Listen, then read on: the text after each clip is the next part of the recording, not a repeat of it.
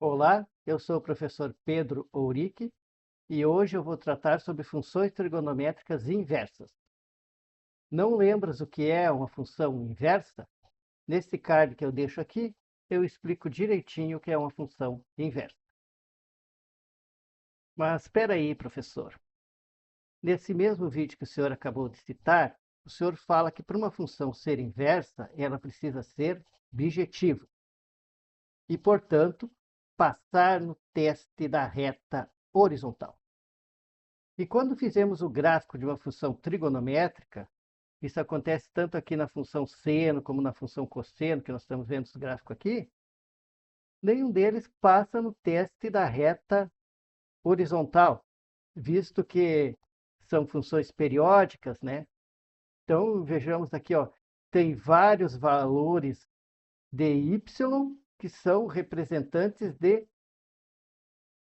mais de um valor de x, o que caracteriza que não é uma função inversível, né? Tá? Isso acontece com a função seno, isso acontece com a função cosseno, como nós estamos vendo aqui nos seus gráficos, tá? Isso também acontece com a função tangente. Portanto, a princípio, nenhuma função trigonométrica possui a sua inversa. Porém, nesta mesma aula sobre funções inversas, e foi dito também que mesmo a função não tendo inversa, se delimitarmos um determinado intervalo do seu domínio, no qual a função é crescente ou decrescente, aí nós podemos ter para aquele intervalo específico uma função inversa. E é o que acontece com as funções trigonométricas. Vejamos aqui a função seno de x. Se eu delimitar o seu domínio para o intervalo de menos π sobre 2 até π sobre 2, repare que neste intervalo a função é crescente.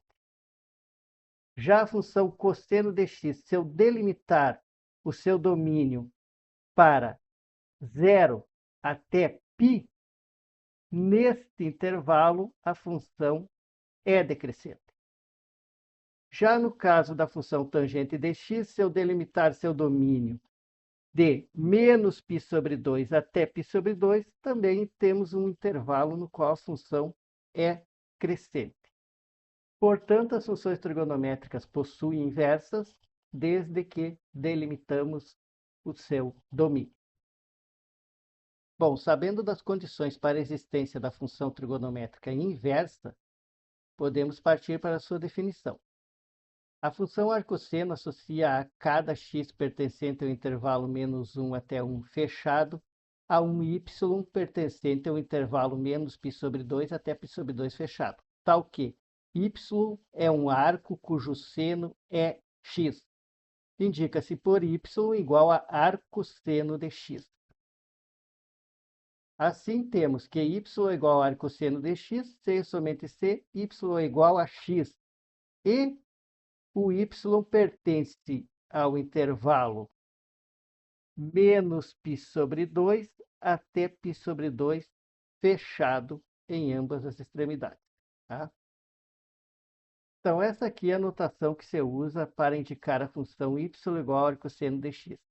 Ou seja, quando tu conhece o valor do seno e quer saber o valor do ângulo correspondente. Tá?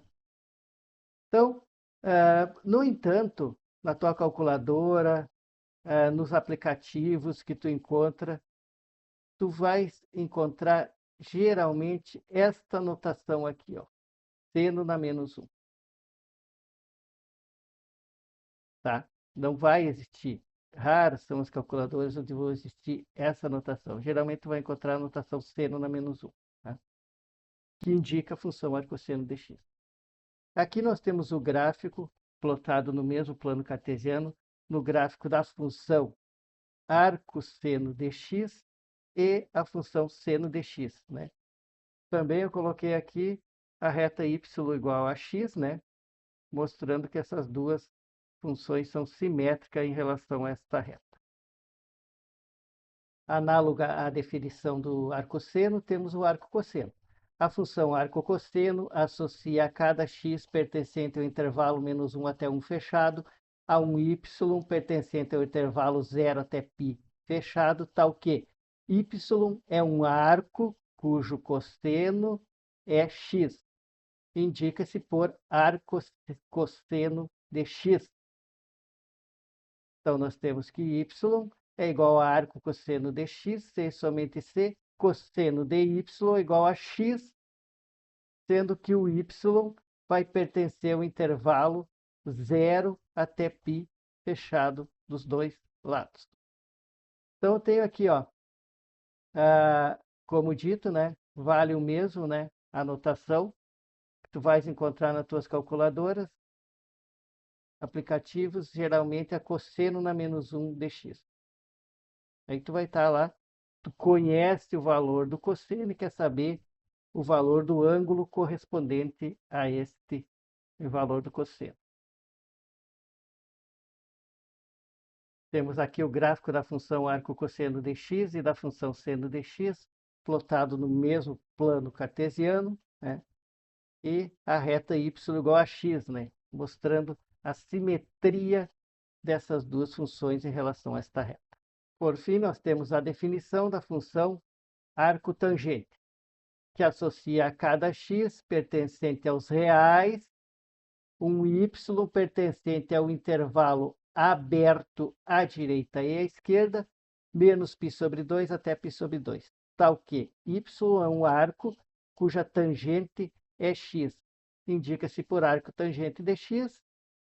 O mesmo que valia lá para a função arco-seno e arco-cosseno também vale para a função arco-tangente, que geralmente tu vai encontrar essa notação aqui na tua calculadora. Tá? Então, y igual a arco tangente de x, C e somente C, tangente de y igual a x, para o intervalo aberto, menos π sobre 2 até π sobre 2. Aberto à esquerda e à direita, né, pessoal? De novo, nós temos aqui o gráfico da função arco-tangente de x e da função tangente de x, as duas no mesmo plano cartesiano. Também a reta y igual a x, mostrando que ambas são simétricas em relação a esta reta. Determine θ tal que θ igual a arco cosseno de raiz de 2 sobre 3. Tá? Nesse caso aqui não foi definido o intervalo. Tá? Então, o que eu faço? Eu vou usar a definição de arco cosseno, que diz o seguinte, que arco cosseno está definido para θ maior ou igual que 0 e menor ou igual que π. Tá? Aí eu vou perguntar assim, qual o valor do θ que é igual a arco cosseno de raiz de 3 sobre 2.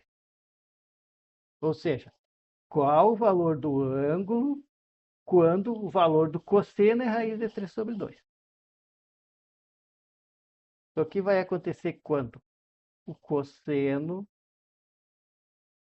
de θ for igual a raiz de 3 sobre 2. Dentro do intervalo de θ, variando de 0 até π. Tá? Portanto, θ é igual a π dividido por 6 radianos, ou, se preferir, θ é igual a 30 graus. Para encerrar, vamos resolver esse problema aqui. Para a construção de uma rampa, como indicado na figura a seguir, foi retirado um prisma reto cuja altura é a largura da rampa. A base desse prisma é um triângulo retângulo com catetos medindo 8 metros e 6 metros. Considerando θ o ângulo de inclinação da reta em relação ao plano horizontal. De acordo com as medidas do ângulo θ, a rampa é indicada conforme a tabela a seguir. essa tabela aqui, ó. Após uma alteração no projeto, o ângulo θ foi diminuído de 15 graus, mudando a classificação da rampa par. Então, aqui eu tenho a figura que explica como vai ser construída a rampa, né? Aqui eu tenho o ângulo θ que eu preciso calcular, né? Aqui eu tenho um ângulo reto, portanto, esse triângulo aqui é retângulo, tá? E esse lado aqui mede 6 metros, né? Na medida que eu tenho aqui é um retângulo, né? Então, esse lado aqui mede igual a esse lado daqui. Então, 6 metros. Eu preciso calcular θ, né? Eu conheço o cateto oposto e o cateto adjacente a θ. Portanto, eu vou usar a função tangente. Tangente de θ é igual cateto oposto ao θ mede 6, cateto adjacente mede 8. 6 dividido por 8 é 0,75.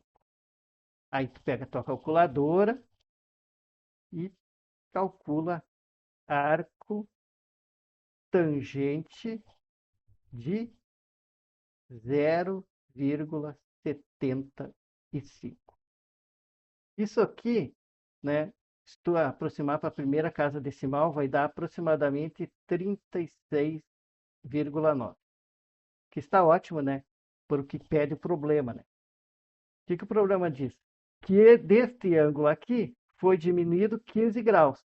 Então, 36,9 graus menos 15 graus. Isso aqui vai resultar em 21,9 graus. Tá? Agora tu vem aqui na tabela, 21,9 está entre 15 e 30. Ou seja, a classificação da rampa passou para ótima, que era o que o enunciado pedia.